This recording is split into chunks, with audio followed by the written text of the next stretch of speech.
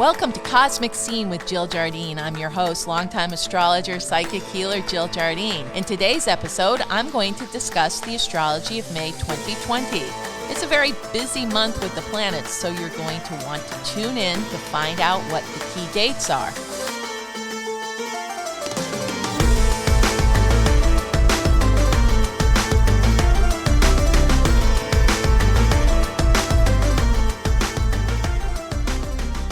Welcome to the episode on the astrology of May 2020. I'm longtime astrologer Jill Jardine. I'm going to walk you through this month and all the planetary activity. Right at the onset, I want to share with you the key astrological events and their dates. So as we go into May, we're going to experience the full moon in Scorpio while the sun is in Taurus, and that is on May 7th. It's also known as the Wesak Moon, and I'll talk about that later in the podcast. I'm just giving you the key dates so you can write them in your calendar. The Gemini new moon occurs on May 22nd, 2020. That is the time for new beginnings. I did a whole podcast on the new moon and how to use them, so you might want to go back to the New Moon Manifestation podcast and listen again to find out how to use this new moon in Gemini on May 22nd. Then we have 3 planets going retrograde in May. And here are the dates. Saturn retrogrades on May 10th and will be going retrograde until September 29th, 2020. That's a long retrograde. Then we have the planet Venus, ruling love and pleasure, going retrograde from May 12th through June 26, 2020. The third planet going retrograde in May of 2020 is Jupiter, which will retrograde on May 14th until September 13, 2020. I'll explain all these transits and what they mean for us in the broadcast, so stay tuned.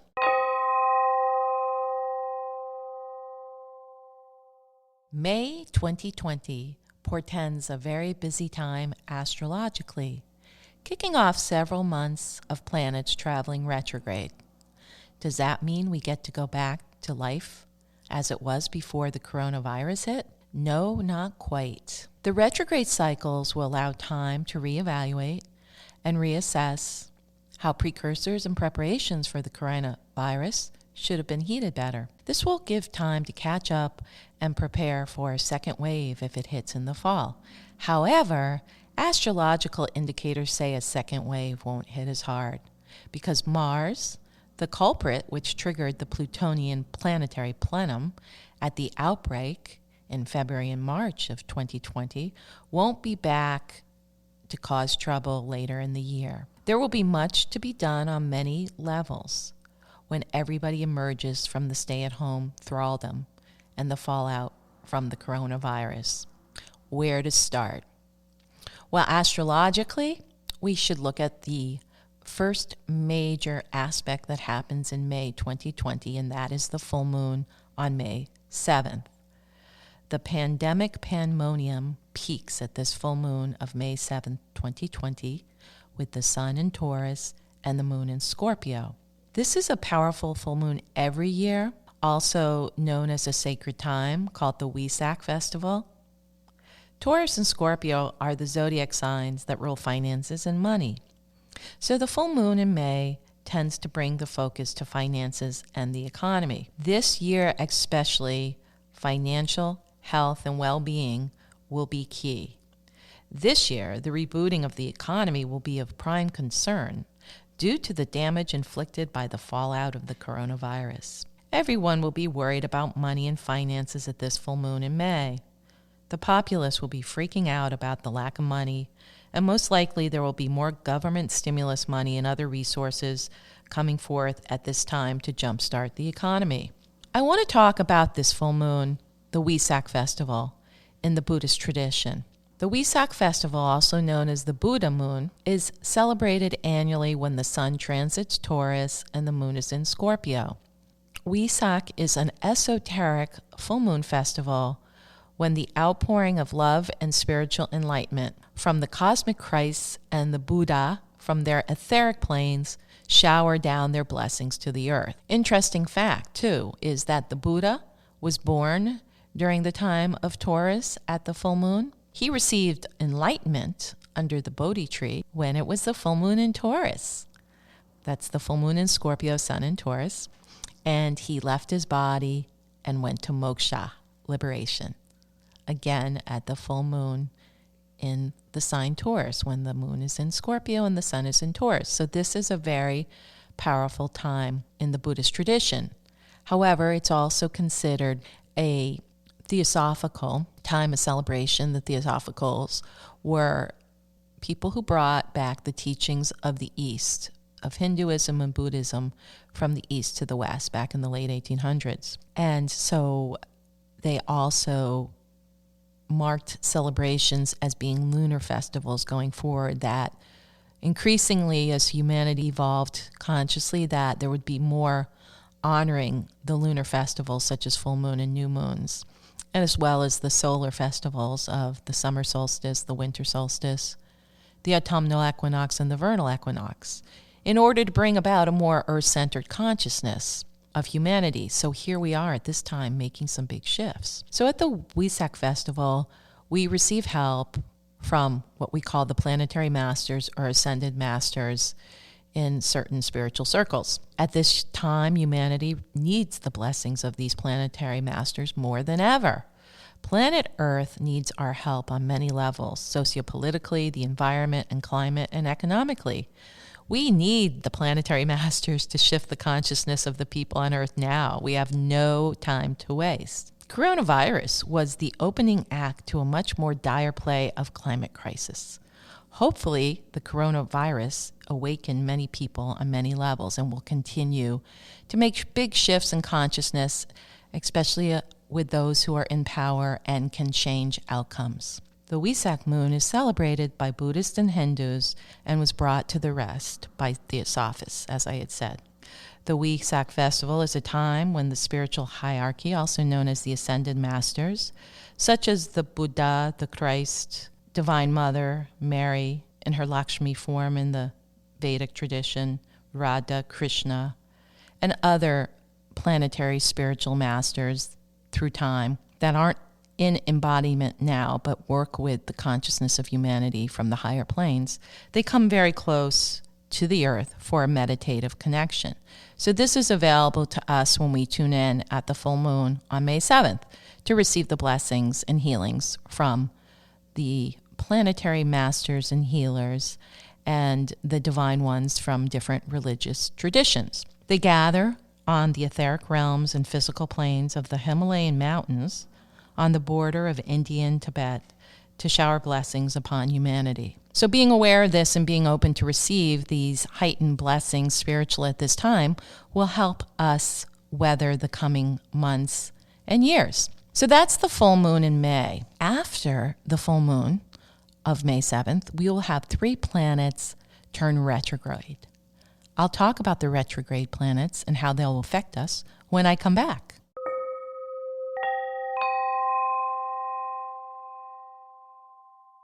Welcome back. So right after the Wesak full moon in May, we have on May 10th, the planet Saturn goes retrograde until September 29th, 2020. It will be retrograding in the sign of Aquarius and go all the way back into the later degrees of Capricorn. Saturn was in Capricorn conjunct Jupiter and Pluto with Mars in late February and early March, and this triggered the coronavirus pandemic. We're not going to see a revisitation, but we will see how certain structures and situations can be adjusted in case there was ever another situation, pandemic, or health situation like the corona. Preparations and restructuring will be done during those months from May until the end of September. Those people who are born from January 15th to January 21st will have Saturn retrograding over their sun. So there may be many challenges for that group as well, specifically with health and financial challenges that all Capricorns and Aquariuses will feel the Saturn going retrograde. That is because Saturn rules the signs Capricorn and Aquarius. So if you're born basically from the end of December through January, the whole month of January into about February 19th, you'll be feeling the Saturn retrograde. It can be good. You can have a redo. You can do some things differently. You can rearrange structures. So that is Saturn retrograde. Some of the other things we need to look at during this. Also, the other groups that will be affected by this Saturn retrograde in 2020 are those groups having their Saturn return.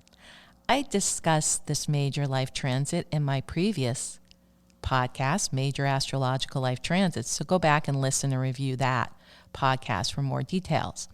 But to briefly recap, the generational group having their Saturn return and having the Saturn retrograde affect them strongly are those born during 1990 and from January 1991 to February 1991. Also, those born in 1961 and 1932 are having their Saturn return, so the Saturn retrograde will also be bringing some things up for them. So the last time Saturn transited these degrees in Aquarius and Capricorn was in January 1991 through February 1991, all of 1990, 1961, and 1932. So, can you remember what happened in the early 60s and early 90s? Let me refresh your memory. We had major socio-political changes. Think of 1990. The Berlin Wall had just fallen in late 1989, marking the end of Soviet communism. And it began to exit from East Berlin, and other Soviet bloc countries were leaving Soviet communism during the early 1990s. In this country, the U.S., there was a power change over from the Reaganomics of the 80s to the Bush era, and then in 1992 to the Clinton era. So politically, there were many shifts. If we go back to the Saturn placement before 1990 and 1991, we go back to the 60s, early 1961, prior to where Saturn was. That's 2 Saturn returns ago. Think about that. Historically, it was the height of the Cold War between the Soviet Union and the U.S. And in 1960, John F. Kennedy was elected president and began a new era when he took office in 1961, the new frontier. Major socio-political changes. The 1960s were born after he took office in 1961, and it was a new era of hope and optimism. So here we are in 2020, having the Saturn return of these times, 1960 into 61 and 1990 to 1991. Surely this portends a time of major shift. Saturn rules those in power and structures, and now we will revisit structures that may have let us down during the coronavirus pandemic. There will be demands for political and social change and reform during 2020 with Saturn retrograde. So it'll be interesting to see what comes in the next 4 months. Now, retrogrades will slow down the return to society as it was before the coronavirus. Saturn is a very cautious planet. We're going to see people move more cautiously, prudently. It's not going to be a big jump back into society. Things will go from being in reverse slowly into first gear up to second gear. So that's the Saturn retrograde cycle that's going to go on from May 10th through September 29, 2020. The next retrograde cycle has to do with the planet Venus. Venus rules beauty, love, recreation, socialization, pleasure. So when Venus goes retrograde from May 14th through June 26, 2020, everyone will be in the hot pursuit of pleasure and itching to catch up on lost socialization opportunities. Love will bloom this spring as people realize it's never too late to take a chance on love. Dating apps like Tinder will explode as people start to date again in person and make up for lost time. On the other side of the coin of Venus retrograde, there may be many people heading to divorce court because the cloister during coronavirus with the current partner could have put the death knell on this relationship. So people are going to be reevaluating relationships during the Venus retrograde. Venus rules beauty. People will want to get out there and shop for clothes and luxury items and get their hair done. As they said, after 6 weeks, everybody can see what people's real hair color is. So Venus is all about luxury and about beautifying and pleasure. Venus retrograde will give people the opportunities to revisit and reactivate potential relationships. Hopefully restaurants will open up this spring because they will be busy with new dating couples looking for love. It's another chance to take a shot at love. So I suggest you listen to Carrie Brett's podcast, A Shot at Love, for dating advice during this Venus retrograde cycle when everybody gets to return to their dating apps. So this is the cycle of Venus retrograde, May 12th to June 26th. Love is in the air this spring. When I come back, I'll talk about the third retrograde planet that goes into a retrograde cycle in May 2020. So stay tuned.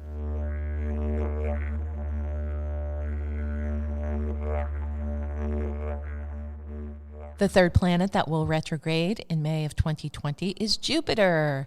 Jupiter is considered the cosmic Santa Claus and a planet of abundance and expansion. Well, he's been going through the sign Capricorn, which isn't his most favorite place because that sign is ruled by Saturn, which creates limitations and restriction. So when Jupiter goes retrograde in Capricorn from May 14, 2020 through September 13, 2020, people will want to try to expand or feel good again. But because it is in the sign of Capricorn, people will move slowly out of the stay-at-home orders, will be more optimistic, and will prudently move forward. We may not see big progress with this Jupiter retrograde until after September 13, 2020, of some of the new programs and reforms to boost the markets and to bring back the economy, but they will make shifts during the Jupiter retrograde cycle.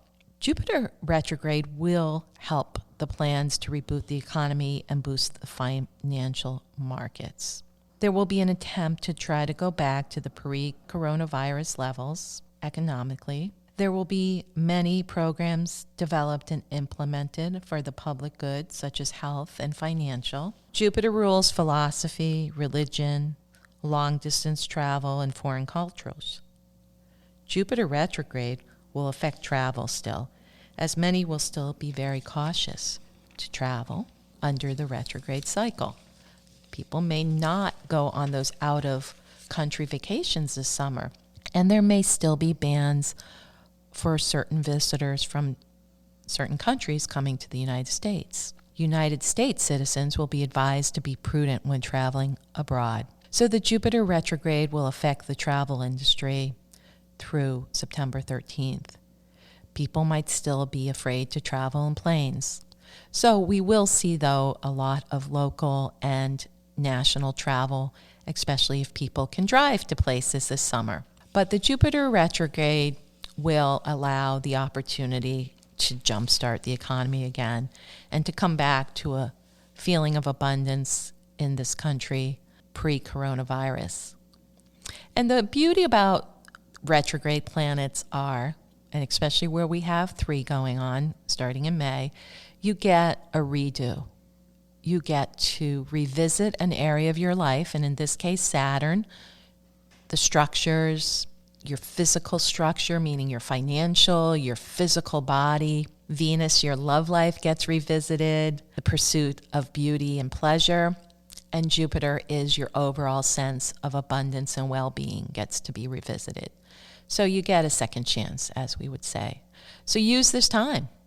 Even if things don't look like they're blasting off after the stay-at-home orders are lifted, take your time to emerge from the cocoon of the coronavirus and see what this next phase holds for you.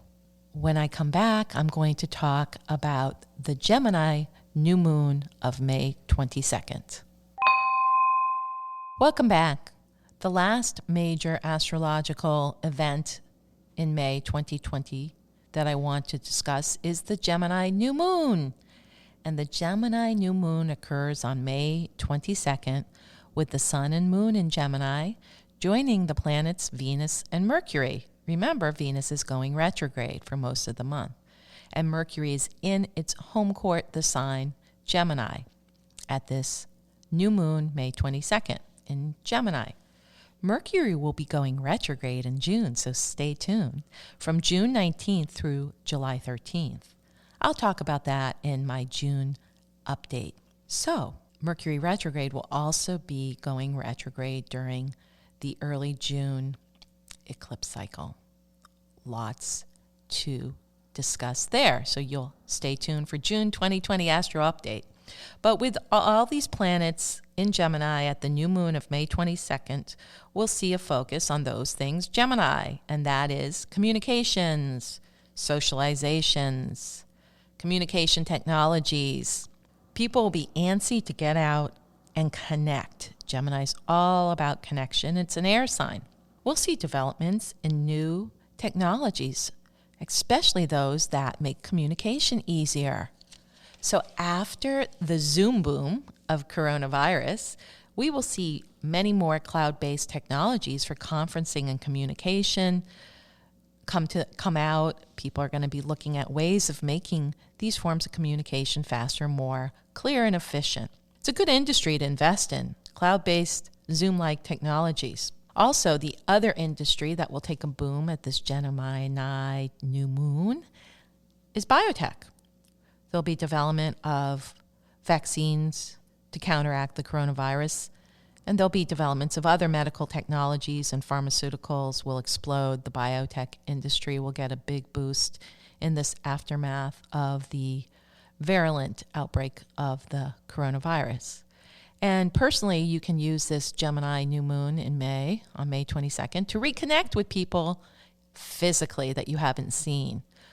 I want to bet on it that a lot of the stay-at-home orders will be relaxed.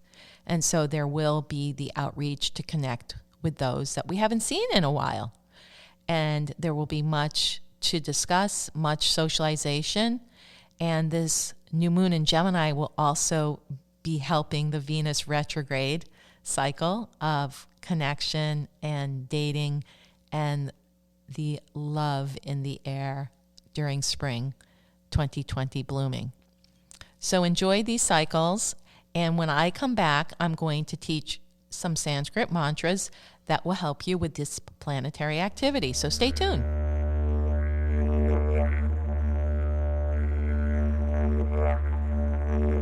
Welcome back to Cosmic Scene. In this portion of the episode, I share a meditation for relaxation, or a Sanskrit mantra, or a gong healing, or another healing technique.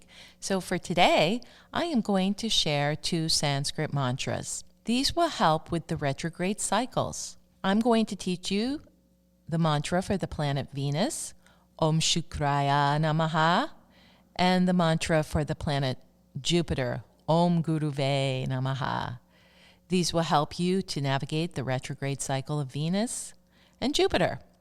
So the first one I want to teach, which will help you with all those things Venusian, such as love and money and pleasure and dating and beauty, and that is the mantra for the planet Venus. That mantra is Om Shukraya Namaha. Om Shukraya Namaha. Let's chant it together 9 times.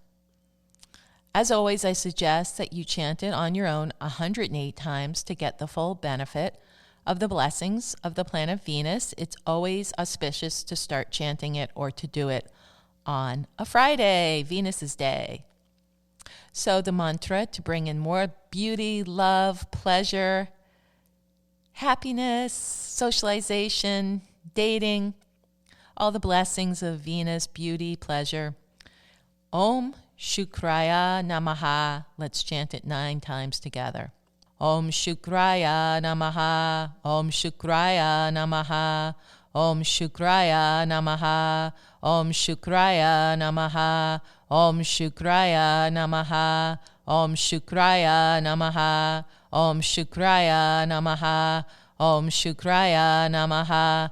Om Shukraya Namaha. So do this 108 times on a Friday and see what happens. The next Sanskrit mantra that I want to teach is for the planet Jupiter, and we will be having a Jupiter retrograde cycle starting in the month of May 2020. So Jupiter helps to expand our consciousness. Jupiter bestows blessings upon us, helps us with receiving teachings and information that will help guide us in our life, inspire us, and to connect with our highest and best outcomes. That's Jupiter, and Jupiter is called Guru, G-U-R-U in Sanskrit. And the mantra to enhance that planet is best chanted on Thursdays, because that is Jupiter's day. And so we will chant it 9 times together. Again, I suggest you do it 108 times on a Thursday to enhance the blessings of Jupiter. And the mantra is Om Guruve Namaha. So let's chant Om Guruve Namaha 9 times together. Om Guruve Namaha. Om Guruve Namaha. Om Guruve Namaha. Om Guruve Namaha. Om Guruve Namaha. Om Guruve Namaha. Om Guruve Namaha. Om Guruve Namaha. Om Guruve Namaha. So this is a good practice to do as these planets go retrograde during the month of May.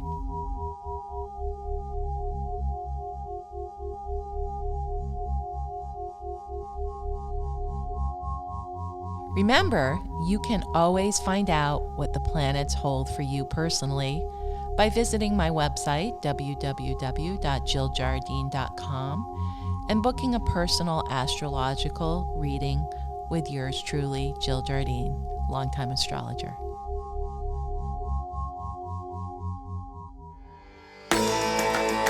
Thank you to all my listeners for tuning in to Cosmic Scene with Jill Jardine. This is Jill Jardine signing off and sending good vibrations through the quantum field.